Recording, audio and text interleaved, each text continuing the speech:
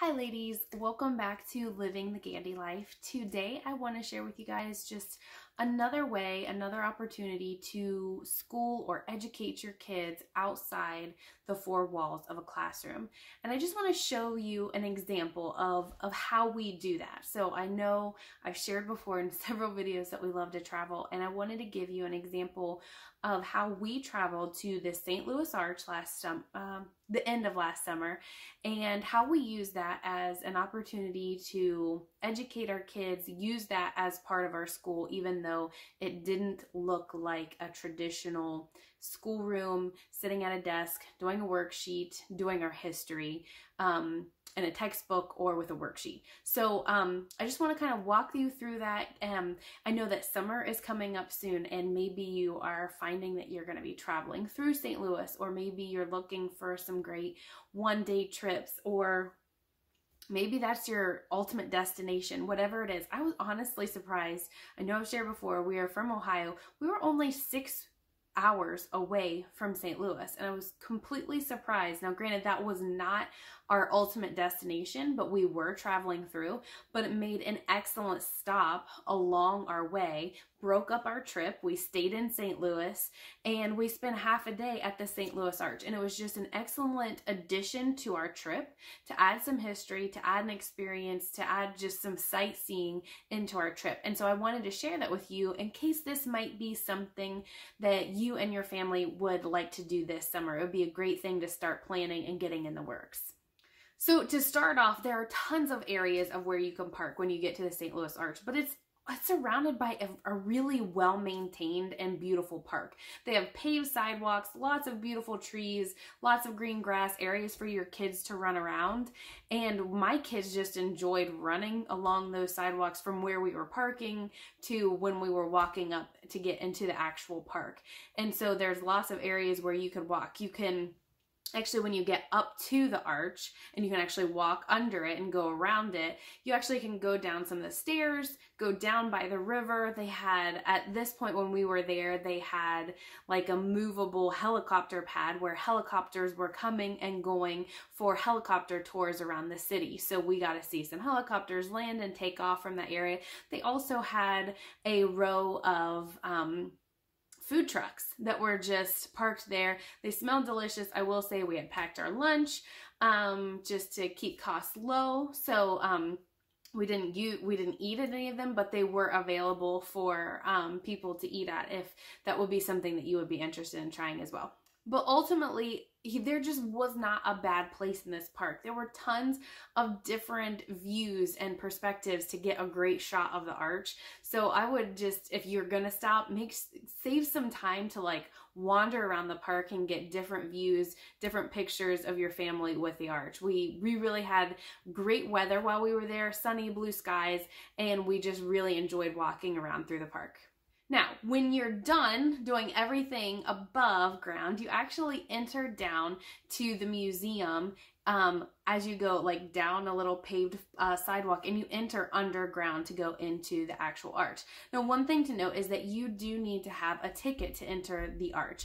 Now, I will say that if you're getting a ticket just to go into the museum, the excellent thing about it is that they are free. The tickets are free to go to the museum. I don't know about you. We have off of U.S. standards, we have a pretty big family. We have 4 kids.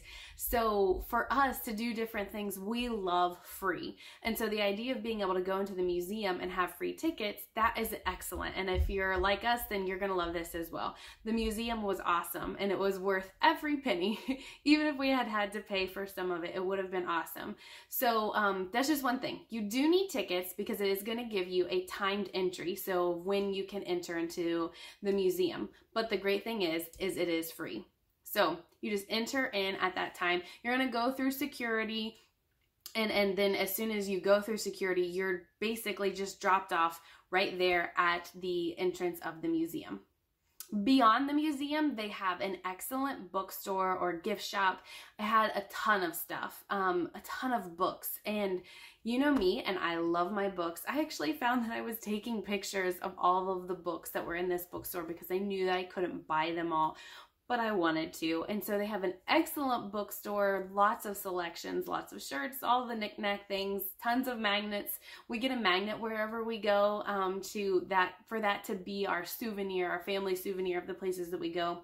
And so we had a ton of options of different choices for our magnet. So all your standard gift shop stuff that's there, but an excellent book selection as well. And then as you go beyond that, they actually have a little food court area where you could stop and get some lunch if that happened to overlap your dinner or lunchtime while you're there. Now, I will say we did not eat there because we had planned and packed a lunch for that, but it was also going to be rather expensive. And we're talking your standard like hamburgers, chicken nuggets, french fries, things like that you can usually find at places like this.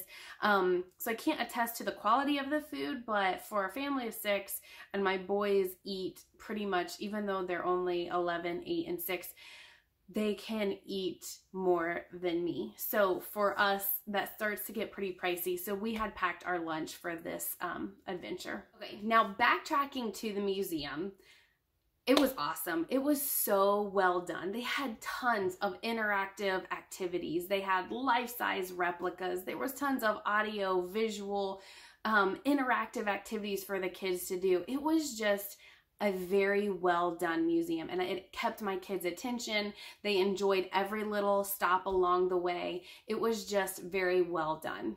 And I know that I've shared these before, but of course, while we were there, we had to do our Junior Ranger activity booklet. So this corresponded really well, and that's one reason why I wanted to pull it out, because the museum is actually broken up into 6 different galleries. So when you're walking through, and it kind of just goes in a timeline, so to speak, along the history of St. Louis and the city and the things that were going on.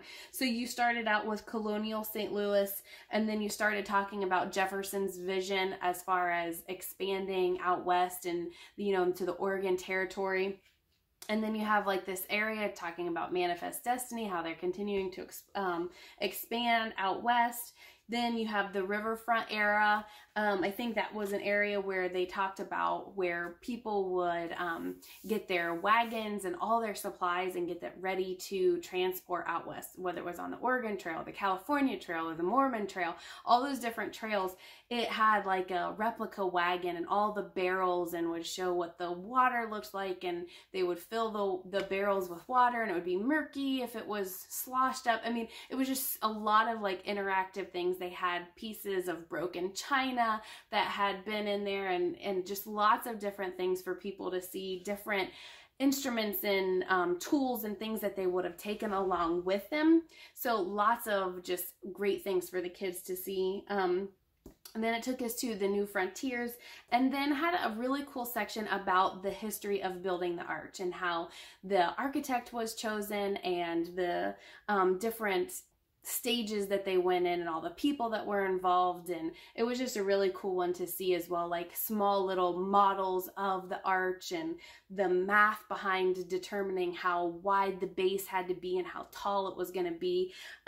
Just a really cool exhibit as well. So all of these had just exceptional pieces in them. We really enjoyed our time in it, and it's fun because the book, in order to get your badge and your stamp and everything for doing the Junior Ranger, you had to complete one section from each one. So you had 2 pages from the colonial St. Louis, and then you had some pages from Jefferson's vision, and you just had to complete one activity from each of the different exhibits.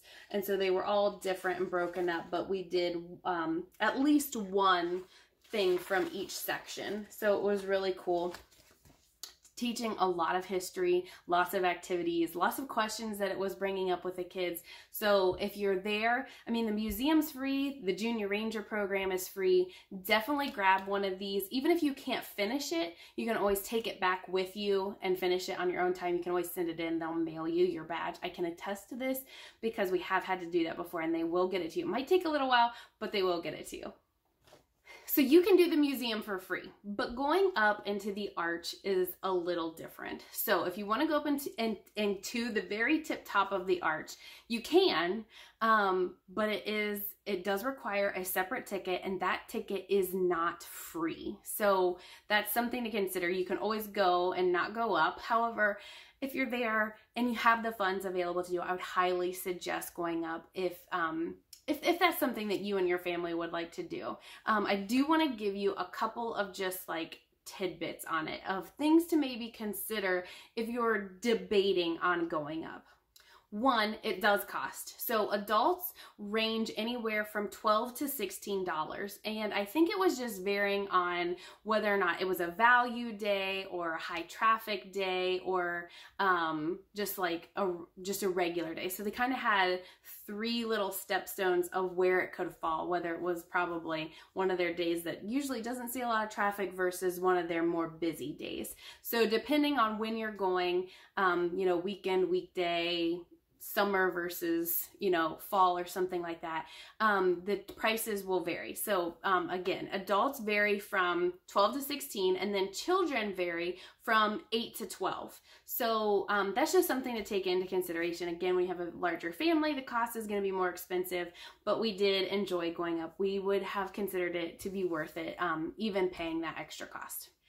Now, the second thing over and beyond the cost is that if you are claustrophobic, this might be something to also consider. So when you are first going in, before you even get to the museum, you're going to see this like pod. It looks like a space pod or a space capsule or something that you're going to be sent to in the moon. And they have one sitting before you even go through security or anything like that.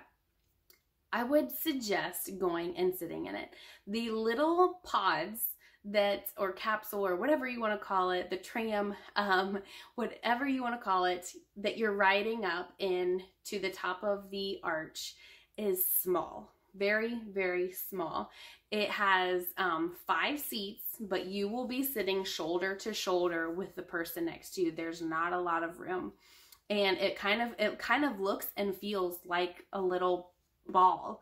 And if you find that you can be claustrophobic, you do not like small spaces, it makes you a little anxious, whatever it is, this may not be something that you would enjoy. So that's just something to take into consideration. But if you're unsure, before you even go in and you get to the ticket booth to even buy your tickets, you can go to that little exhibit and sit in it and see how you're going to do before you make it in there and you buy your ticket. So you'll know ahead of time before having seen it whether or not you think you'll be able to do it. Now the third thing is that each little tram or capsule or pod holds 5 people.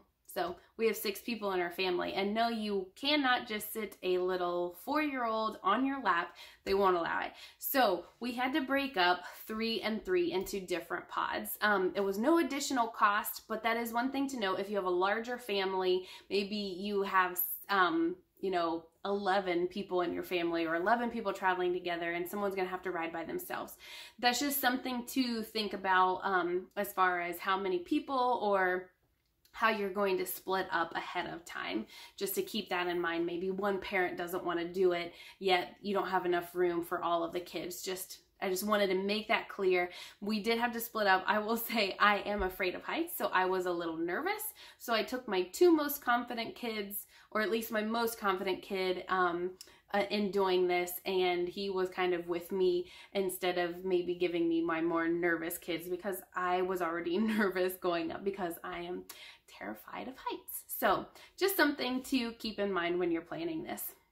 Now, on the way to your tram and then the waiting to go up, they have lots of little short videos and clips along the building and how long it takes to get up, and comparing the height of the arch to the Statue of Liberty and the Empire State Building and all of these things. And they make it clear that it takes longer to get up. It's like 4 minutes to get up and takes like only 3 minutes to get down. And so they go through all of these facts, and then you get in your tram and you go up. They close the doors, kind of like a little elevator. You hunch down and climb in, and then the elevator doors close.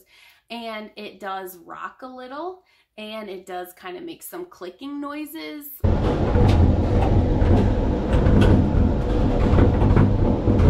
like maybe like a roller coaster, not quite as bad as a roller coaster, but you do hear a little bit of like clicking and noises, nothing super uneasy.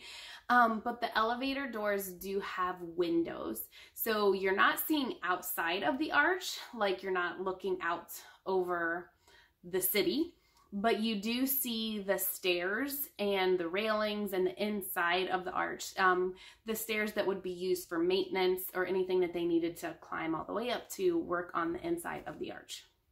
So again, just some more information, just making sure that you are prepared and know what you're getting yourself into. I had no idea, and I just kind of averted my eyes from those windows as much as possible. Now, another thing that I was unsure of when I got up there was I gonna feel any movement or swaying in the arch? And while we had read that it can actually sway, it is built to withstand, I'll say, swaying of up to 18 inches. Okay, it's built to withstand that. But it said also that it would take 50 miles per hour winds to even get it to budge 1.5 inches beyond the center point. So I'm happy to report that while we were there, they did not have 50 miles per hour winds, and we did not feel any shaking or any movement when we were actually up at the top of the arch. So if you're unsure or, worried about that, I will say, granted, we had good weather. It was sunny and blue skies, but we did not feel any shaking or swaying while we were up there. Now, I will say I am terribly afraid of heights. But I did not find that while I was up at the top of the arch that it was super unbearable. I was a little uneasy. I was ready to get my feet on solid ground, but it was doable. Now, and I'm telling you, I don't like heights. When we're driving up and there's a ledge on the side, like my heart rate's rising and my palms are sweaty. I will say I was maybe a little uneasy, but I wasn't paralyzed while I was up there. I was able to lean over. I was able to look out the windows. I felt like it was sturdy enough. There was no shaking or swaying or anything, that I did feel comfortable enough to actually be up there, and I wasn't just like standing at the corner, not looking, not engaging, not doing anything. It was doable. So if that is any consolation to anyone who might be afraid of heights, you can do it. And if not, just don't lean over and look out the window. While you're up there, you will have excellent views of the city. You can actually look out both sides, so you can see the river and you can see the city. And it's just a really amazing view. It was so fun to look out one side of the arch and be able to see the shadow that the arch was casting on the ground. So you're going to get a lot of opportunities for great pictures out the windows. Granted, they are very small, but you are still going to get some great pictures. And they had some workers and some national park people up there who were ready and available to answer any questions, point out some famous buildings. I think the national park ranger who was up there, he pointed out it was a relatively small building at this point, but it was on record as the first skyscraper. And I think it might have only had like 5 or so floors or something at the point, but when it was registered as the first skyscraper. And so he was able to point out some famous buildings and point some things out. We were able to ask questions, and they were able to take a family picture of us as well. Now, I will say that while we were there and we were visiting, this was during COVID. So they did have a restriction on the number of people who could be up at a time, and therefore there was also a restriction on the amount of time that you could spend up there. The amount of time that they gave us was 10 minutes. And I will say, while it might have felt a little rushed, it might have.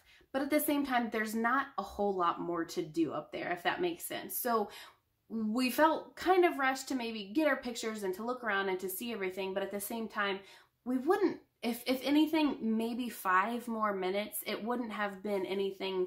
You couldn't have just stayed up there and just done lots of different things. You were there to look out the windows and to see what you could see, and then once that's done, you go back down. So I would say overall, the time that was allotted for us was sufficient. 10 minutes doesn't sound like long. And in the end, it might have felt a tad rushed, but it was enough for our family to see, to take the pictures, to get a family picture, to talk with the ranger, to do the things that we wanted to do, and then we just headed right back on down. So I think that pretty much covers like all the things that we did in and around the St. Louis Arch. Now, there was obviously a lot of things that we could have done, and we could have spent a significant amount of time in St. Louis. We were making a list of things that we would like to do, and ultimately, we just did not have a lot of time because this was just a stop along the way on a longer trip for us. It was just a quick stop for half a day, and we needed something to fill that time. So obviously, St. Louis Arch pops to the very top of our list. But if you're making this your final destination, I would urge you to look up all the different things that are in St. Louis, because we had, over the course of planning, a huge list that we had generated of things that we want to do. And I can honestly say that we will be back to St. Louis, being that it was only 6 hours from us. And on top, there was just so much more stuff that we wanted to see and experience with our family. And one thing that we really loved about the St. Louis Arch was that it just spurred so much discussion with our kids. Of all the things that we have been studying in our history, it just completely related. We were talking about the Oregon Trail and Lewis and Clark and westward expansion and all these different things that totally tied in with what we were reading about and talking about. We were able to see with our eyes and to see all of these just different interactive activities and movies and little clips that just tied together all of our learning. And that is what I love about it. When you can take things that you are seeing with your own eyes, reading it about in a book, and experiencing in all these different ways, it really helps put it all together, put a pretty bow on it, and just make it really stick in your minds a whole lot easier when you're experiencing it in all these different avenues. And the best thing too was when we went further out on our trip, we were out in Wyoming and we were going to the Oregon Trail ruts, and something that we had read about in the St. Louis Arch on one of the signs and answered a question in our Junior Ranger booklet about it, we actually read about on another sign that was in the Oregon ruts in Wyoming. And it was just like this light bulb aha moment. Like, we've heard about that. We read about that. Those two things are connected and we're so far apart, but like they were connected. And it was just, oh, those moments when you can just tie those things together, and the kids, you know, the light bulbs are going off in their minds. It's just one of those like, moments, like they're getting it, like it's all coming together. So much learning to do, so much fun to do in the St. Louis Arch. I would highly suggest it, even if it's just a quick stop along the way to somewhere else, or make it your ultimate destination. I would highly suggest it for you and your family. It's just a great learning opportunity. If you guys have any questions, as always, I would love to answer them. They have a great website where you can answer any questions about the tickets and available dates. So check that out if you're interested, but I'm happy to answer any questions that you might have about how we used it in our homeschooling or any books that we read along with it. And as usual, guys, have a very blessed day.